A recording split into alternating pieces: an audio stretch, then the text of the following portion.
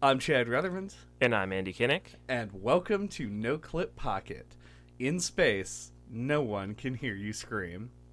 Today, we're going to be talking about Tacoma, which was a game that was released in 2017 and was developed and self-published by Fullbright. Yeah, but first, if you could give us a like or rating, it would be greatly appreciated.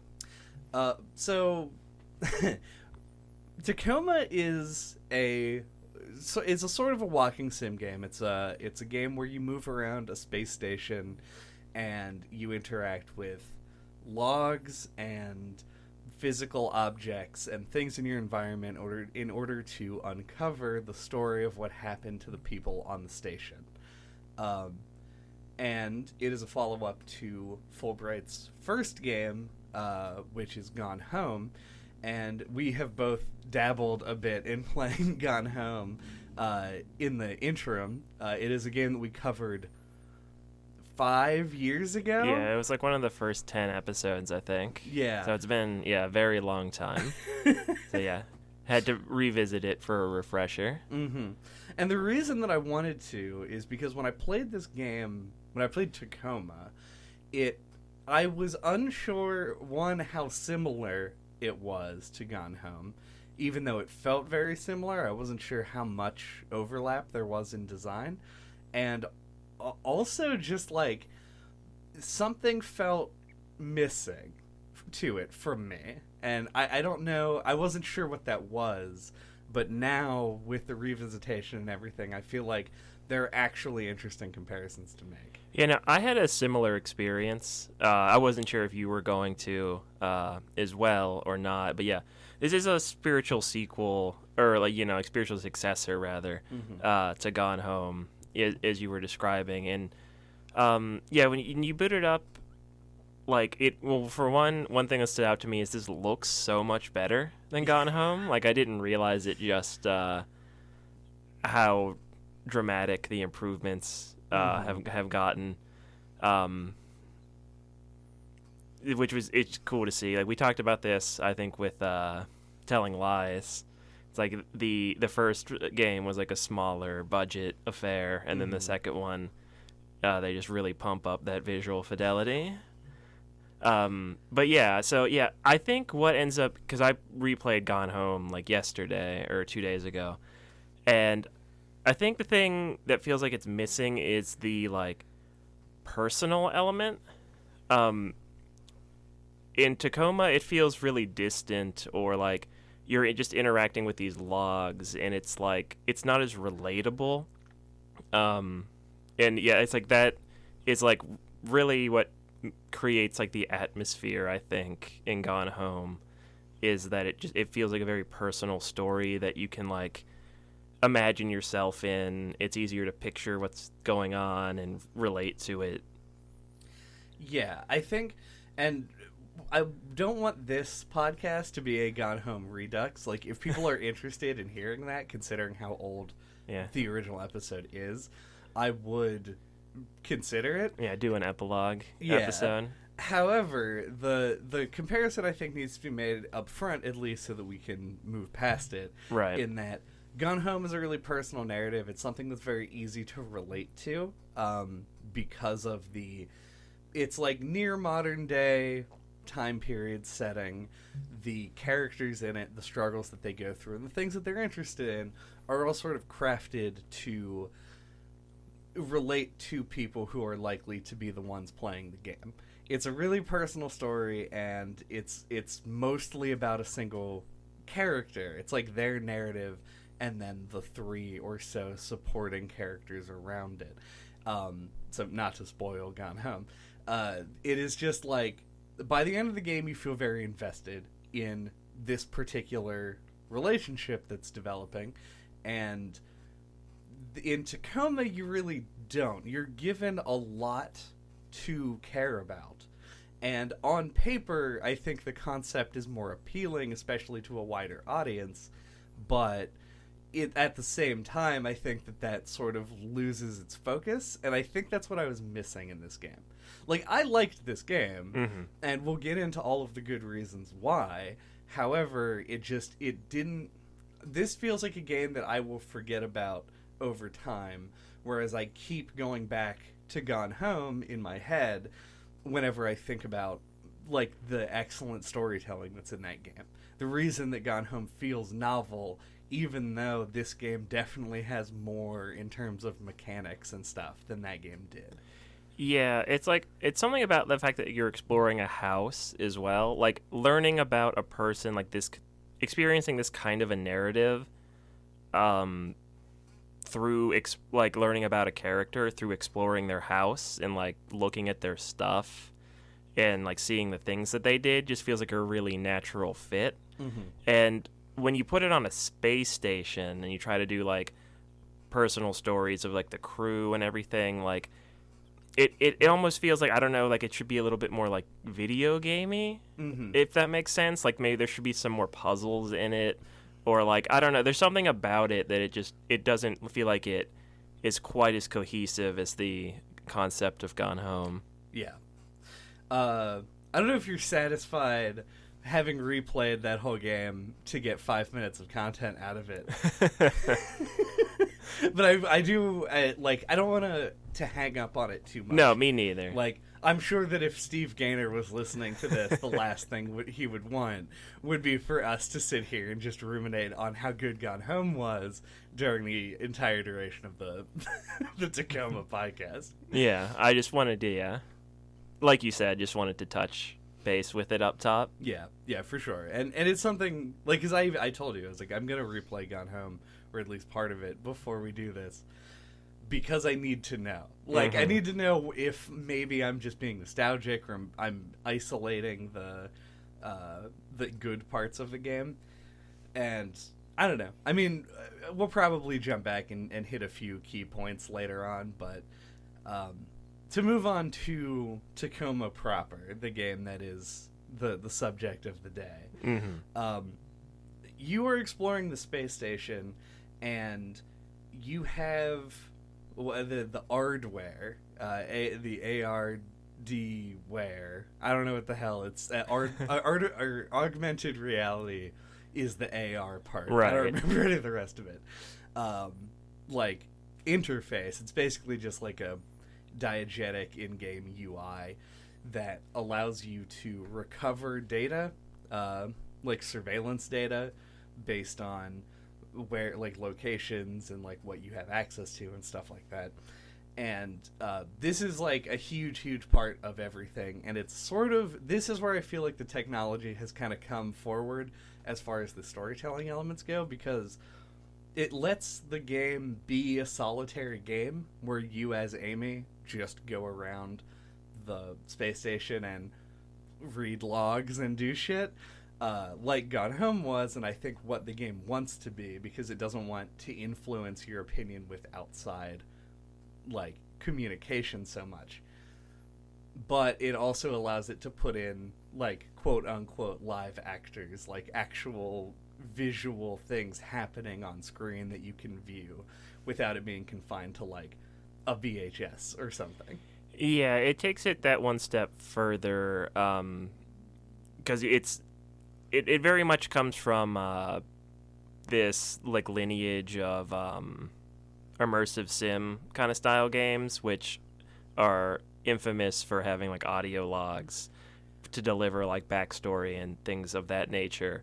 And so this seems like it's kind of playing with that idea, and it's like actually, instead of just having audio logs that you're recovering, it's got this visual element where all the characters are represented with these like polygonal versions of themselves that are color coded, which is a cool, really memorable visual. And yeah, it's so like you actually get to see things play out, and it takes the concept like a step further in an interesting way, I think. And just talking about how awesome this game can be visually, one of the things that I love about, I mean, I love almost everything about the like core loop of like finding the log and then rewatching it and rewinding and following people, and I'll get into that. But the thing that I love the most is when you see somebody performing an action, but you're in the room that it took place in, so you only see the end result of it. So like the sequence where the we have names, hold on, The sequence with Nat and Bert, when they're talking about sort of the despair over their imminent demise, trying to get into this like cargo ship launcher thing, and how that affects the work they're doing right then, and Nat jumps at Bert to initiate this is like a weirdly clinical way of saying it. They fucking and she jumps on her, and so what you see is she jumps her bones. She jumps her bones straight up and down. So what you see in this scene is them talking in this room, but the one corner of the room is just like totally fucked up and disheveled, like all the boxes are like scattered everywhere. And then you get to the end and you see that she had like jumped into it. There's also a pretty memorable one where Andrew, the botanist guy, is like carrying a big tube, and like you can see him walking the length of it as he does it. It like really enforces sort of like the immediacy of everything, and sort of how you're there in the aftermath. So there's a detachment, and I like that a lot. Yeah, no, it's very cool. Like it I think because it makes you use your imagination. Like it doesn't do all like the work for you. You have to like picture what the characters look like based on like, you know, you have their pictures, but then you have to kind of like map that onto like and connect who's who with their polygon person, their fighting polygon team member. And so I think you get more connected that way to like what you're doing like in the moment, when you have to like think about it that little bit more. So it's more engaging. Yeah. Also, because you have to do a little bit of that like theater of the mind stuff, you know, like putting together everything. I have sort of like unofficially dream casted the movie version of this, and despite the picture of Clive being like obviously not a white guy, I have cast him as Stephen Merchant because he just has this British accent and is this tall, lanky motherfucker who you can't even imagine being a human person, and that is how I imagine Stephen Merchant is. It's not a bad fit. But yeah. I think it's really good. I think the visuals are really like, they're both evocative and also in places very pretty. They do a good job of sort of like mixing the confinement of being in the space station and how there's a lot of clutter because there are a lot of things that you need to survive, you know, like for a long period of time in space, but also you don't have a lot of room for it. So there's a lot of storage like compartments and things, and just like magazines and old food laying around everywhere. Yeah, people have like a bunch of stuff in their rooms. Yeah. And stuff. Yeah, just to like keep it there. Well, I love in Natalie's room. There's she's moved in with Bert for the duration of their stay because they are married, and so her room is just more storage. Right. They're just like piles of like beer cases, and the Christmas duck from Gone Home is there. It's really strange. Yeah, and they had to like make their there's a makeshift element in their room. Like they make like a bunk bed, or like they make the bed double wide or something. I can't remember. Yeah, they'd like push things together, and also Bert is like painting a mural on one of the walls. Yeah. There's a lot of personality to be seen in each of their rooms for sure. Now, but one thing that you mentioned is that scene where she jumps her bones, and that leads into another thing I think is cool about the gameplay loop, is that like you're seeing the same scenes from different places and different locations and different perspectives, and that's a really good example for this as well. Is that you have Sarah and Andrew, I think, are talking in the medical bay or something like that, or maybe it's in Sarah's quarters. I don't remember. about the cryo sleep, and then you hear the boom Oh yeah. from in the room with them, and depending on what order you do it in, you either don't know what that was, or you know that it's Nat jumping on Bert. Right. Yeah, it's got this, and that's where this is a perfect sort of like So you get route. some like non-linear I don't know. It's just a really cool dynamic, and I don't feel like I've seen it much in other games. Like there's probably something, but I haven't experienced anything like that before. Well, the thing that it reminds me of is Dark Souls, is the phantoms. No, I'm kidding. Well, kind of. The thing about it, the thing that makes it really good is that I love this rewind, pause, fast forward mechanic where you basically choose what group of people to follow. When you go in, sometimes you don't get everybody who's in the scene, sometimes you do. Like the most notable scene I think in the game is when they're actually like EV calls a meeting for everybody to meet up in Botany to discuss their plan moving forward. And so there's this like team huddle, and then everyone splits. They all split into like smaller groups, and so you can follow each of them and figure out what each person is saying about it. Like in a purely linear narrative, this is impossible because you would either have to have a scene with each of them individually that just plays out in a big long line, which would be boring. You could do like a split screen thing, which would get confusing pretty easily. Or just pre-rendered cutscenes. Yeah, like there's not a smooth, good way of doing it, but because of the way this game is set out, you can really you even get to ignore the things that you've already heard before.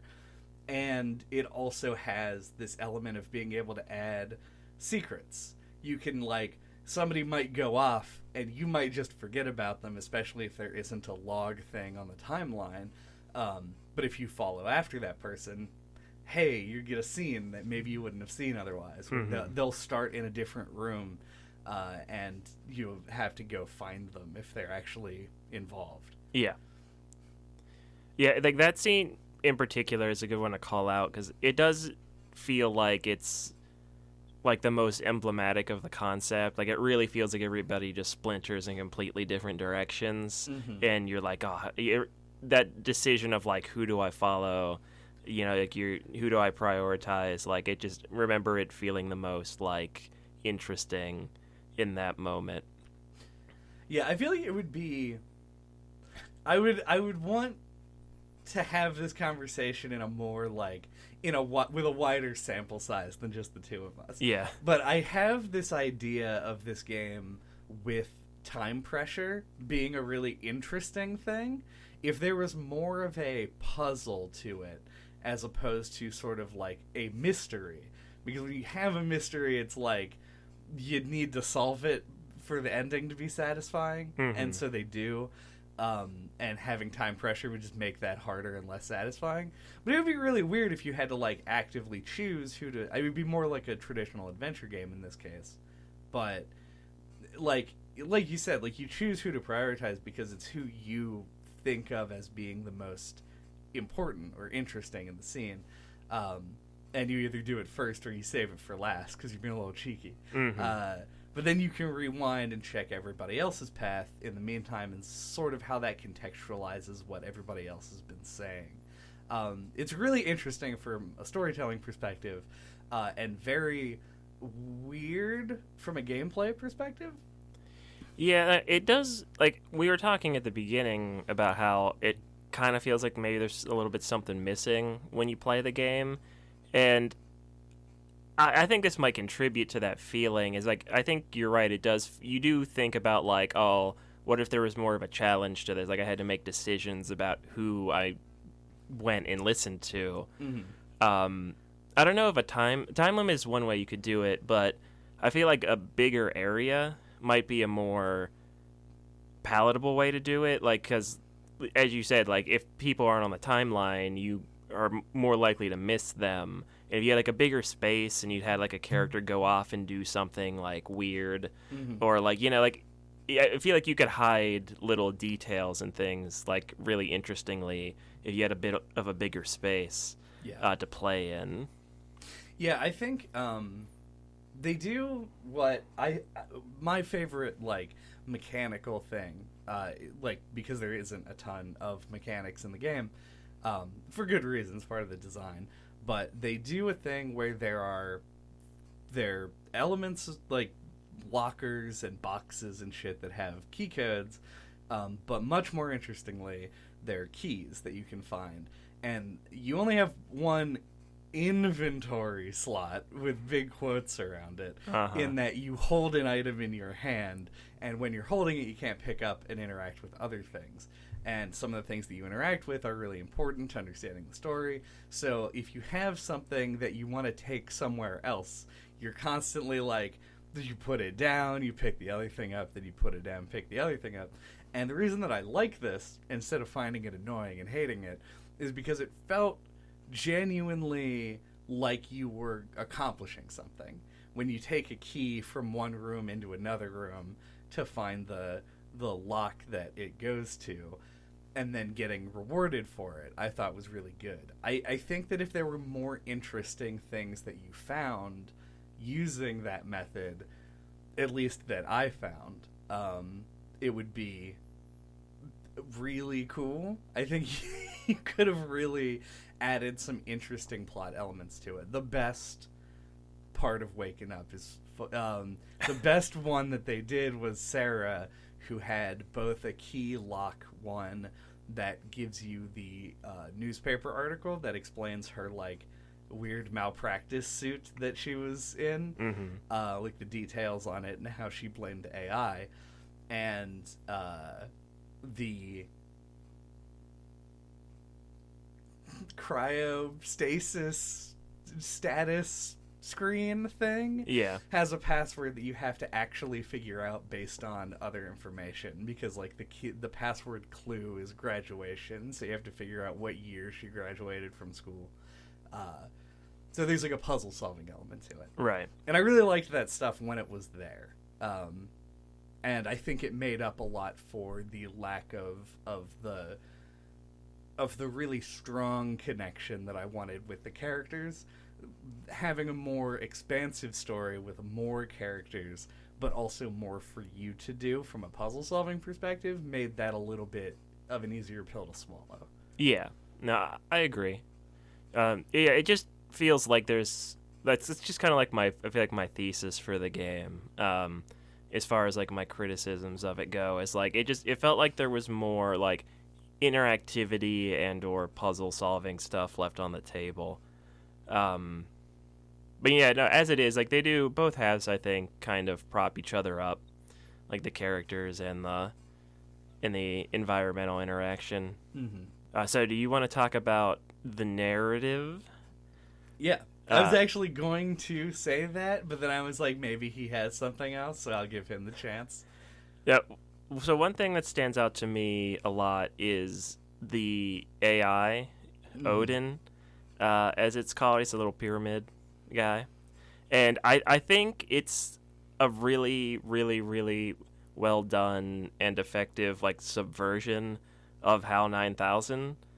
Yeah. Because like you start out the game, and at least for me, like it starts out, he says something ominous, or you could take as ominous, about how everything's being recorded on the ship, and you're like, he immediately gives you HAL 9000 vibes.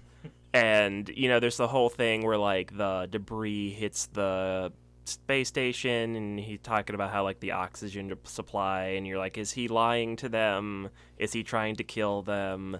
Et cetera, et cetera. And, like, it sets that up, and then just, like, the way it's executed and, like, how it, like, you find out that he's actually trying to save the crew, and it's, like, the company that runs or owns the space station that's trying to kill the crew. I just think that was really well done. Yes, I agree. I think that one of the more interesting elements of the game is sort of like, I don't know if this is the right way to put this. The characterization of the AI particularly when it comes to sort of like rules, like the fact that the AI rules. No, that the AI has rules that like it is because of like and this is like character stuff. Like Natalie is training the AI and is an advocate of AI rights, and so she is training it to do these sort of like kind of critical thinking things, and so it takes the instructions from the company to murder them, and then tries to, while obeying the literal letter of the law, so to speak, spin its own like loopholes. Yeah, and like find all of these things in it where it can turn it around and save it, even if it isn't the like you were programmed to do this thing to do. And it's really interesting, especially like it does make me want to, that more than anything else, that is what makes me want to play the game through again, to see if you can pick up things like that earlier on than I was able to, right? Like than the reveal.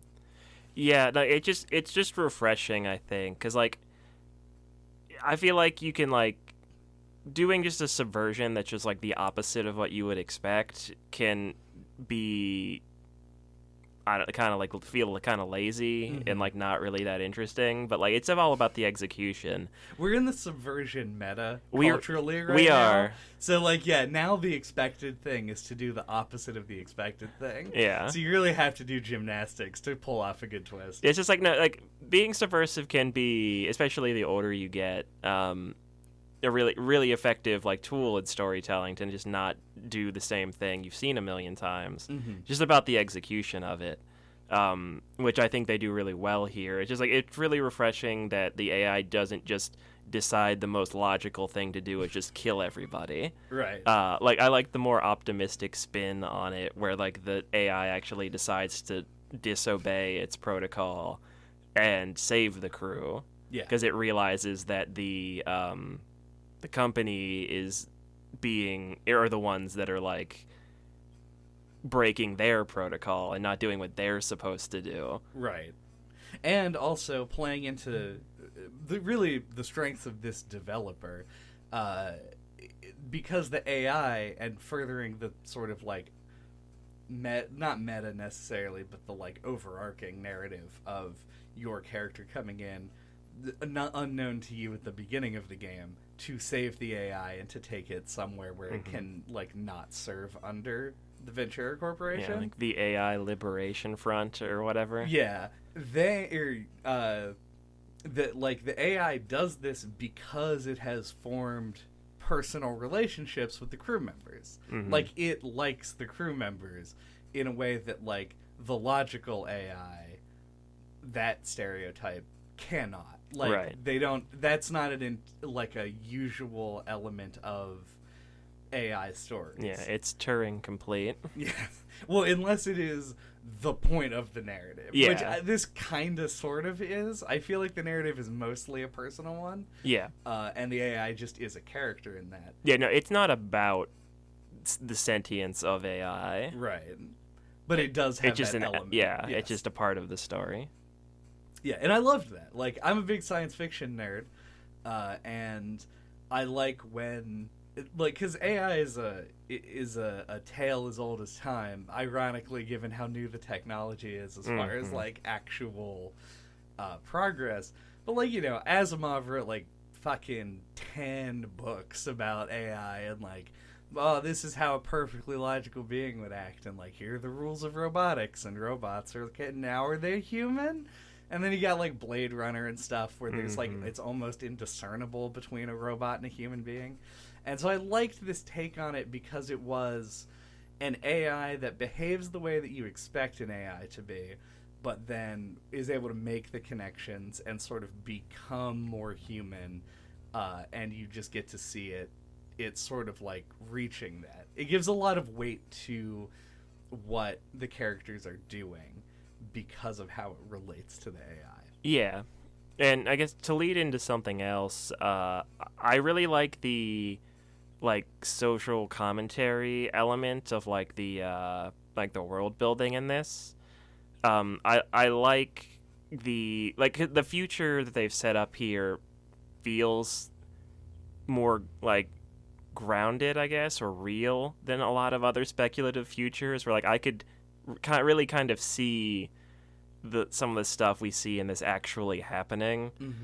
Where you're almost kind of like everybody is like sponsored by a brand basically. Yeah. Which is a kind of cynical view, but like one that like you can definitely trace a line and see how they got there. Yeah.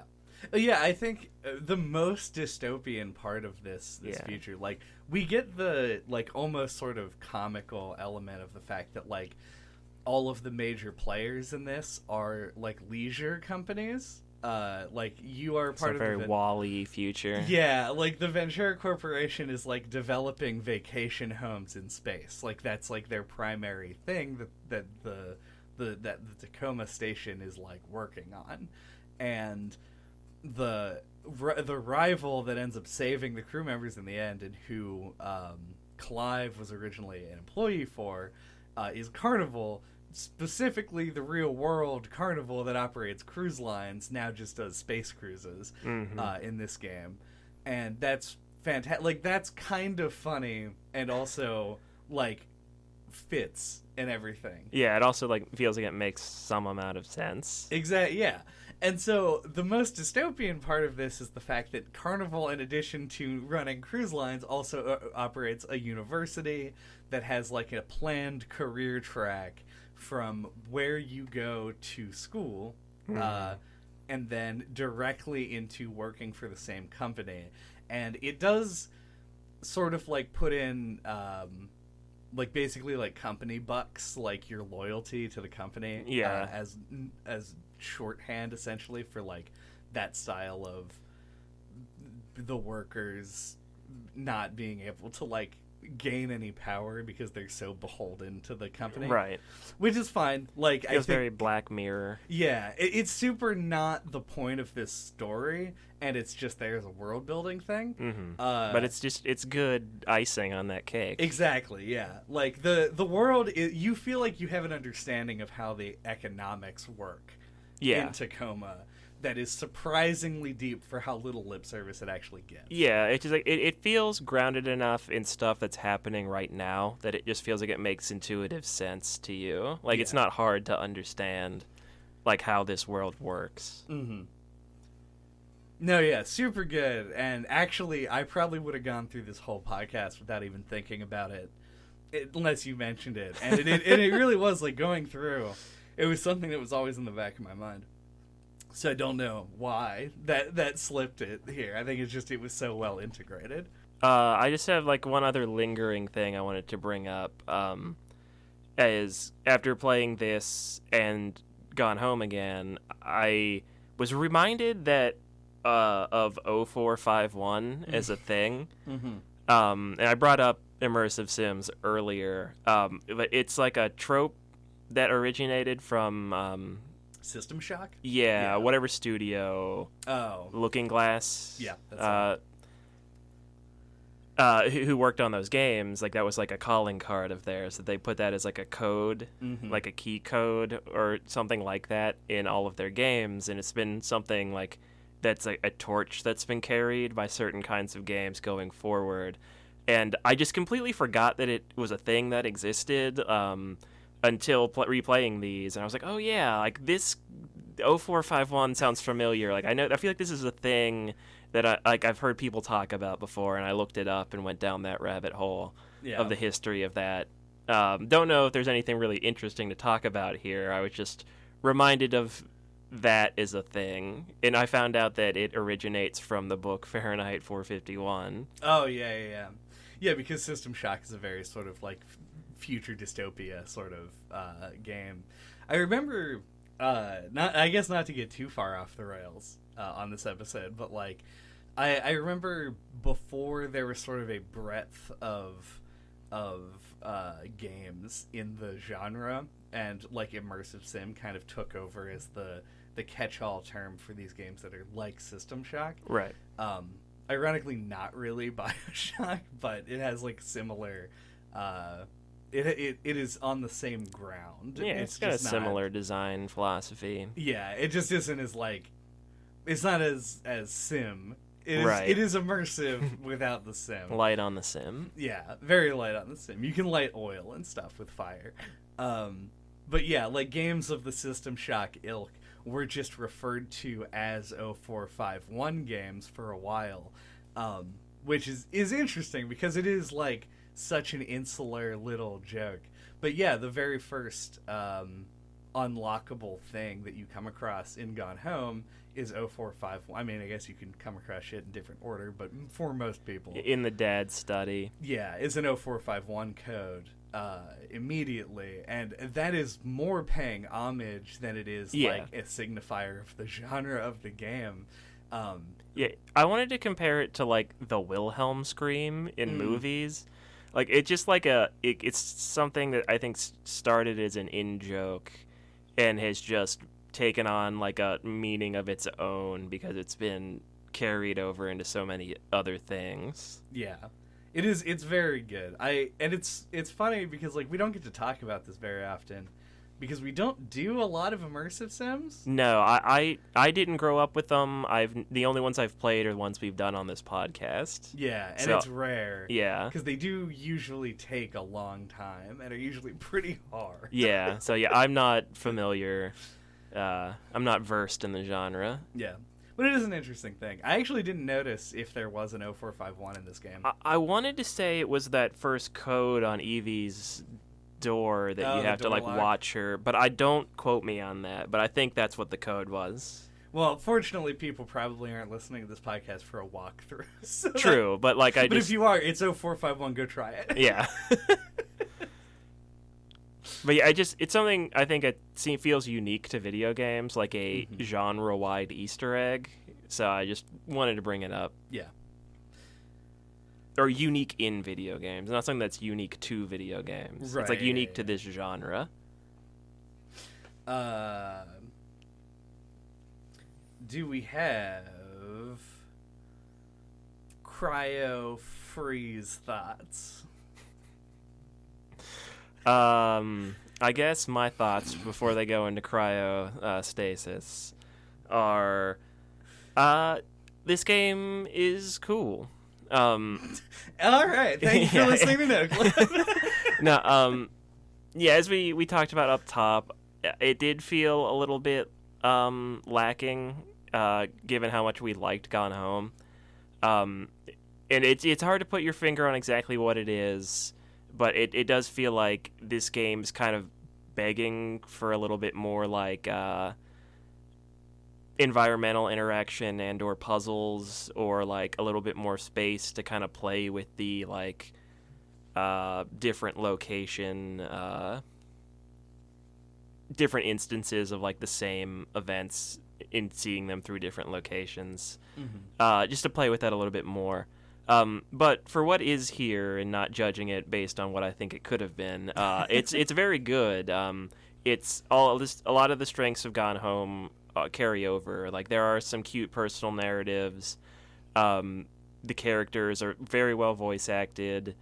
The storytelling is good. The writing's good. There's a lot of little personal details. They do carry that immersive sim elements through into this very effectively. Like it's interesting to explore all the areas, and this game, it's a very small space. It's a space station, as you might expect. Right. But it's very dense, and it ends up feeling bigger than it is. So yeah, very well executed, and I liked it a lot. Like we started this actually, I think a couple years ago. Like we booted it up to play, and we're both like. And I remember, like, the polygonal people really strongly. I said it was a strong visual, but we're both like, this seems too good to just, like, play right now. Like, we want to play it by ourselves and pay more attention. Right. So we stopped and saved it for the podcast. So, yeah, I like this a lot. Maybe didn't quite live up to my personal expectations, but that's okay. Yeah, that's fair. Yeah, we talked about, like, elements of this, and I am going to dock the game points for what I think it could have been. I'm going to do what you were not brave enough to do. I would feel bad. Yeah, it's fair. Because I think it is good. I think that the point of the game and the strengths of the game are in its characters. The fact that this whole game's narrative is run on your understanding of the characters' individual narratives.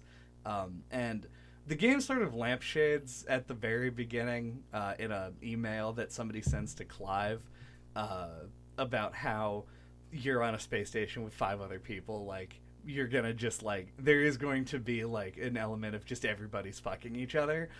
And, like, you do see that in the game, like, but also I feel like it's very realistic and natural that would happen. Yeah. So, like, I'm not upset about it, and I think that it ends up playing out. Like, everyone sort of has, like, with the exception of Sarah, has some romantic connection either on or off ship. And it's seeing those personal relationships and how they interact with each other that is, like, a big element of it. Like, personally, I think that, like, Sarah was the character that I feel like I felt the most, like, sympathy for. Yeah, she kind of becomes the main character as it goes on. Yeah, I think her and Natalie share a huge weight of this narrative. Mm-hmm. Her because she is sort of the one who becomes the main character and saves the ship, and Natalie because she's the one who is the most, like, interactive with the AI.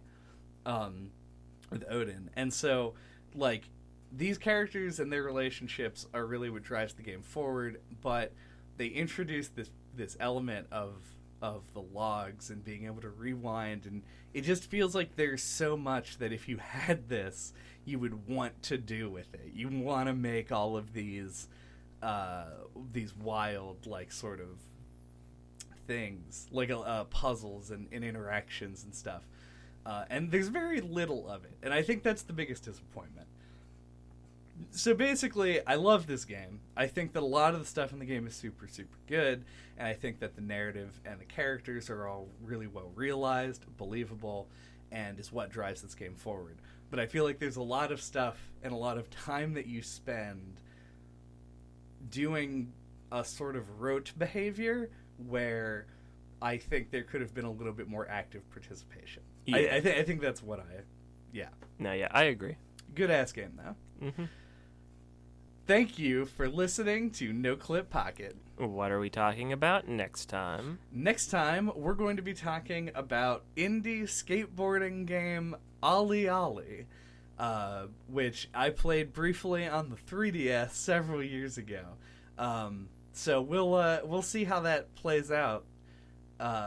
Returning to Chad's favorite niche genre of skateboarding. So, you know, grind on in to catch us. I don't know what the fuck I'm talking about. Until that time, if you want to get a hold of us, all of our contact information is on our website at noclippodcast.com or on splattershot.pro, where you can find links to all of our contact information, including our email address, our Twitter account, our Discord, and you can find links to all of our old episodes, including a very, very old episode on Gone Home. Yeah, maybe check out Firewatch instead. Yeah, Firewatch is a good one. Edith Finch, yeah. I think. Ethan Carter, yep. We like walking sims. And we do talk about them kind of a lot, so. ESPN, catch 'em. Odin, could you please smash the like button for me?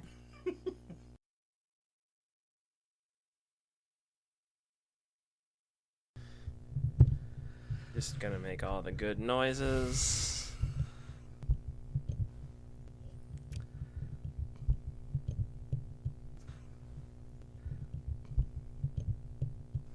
Alright, that should be good.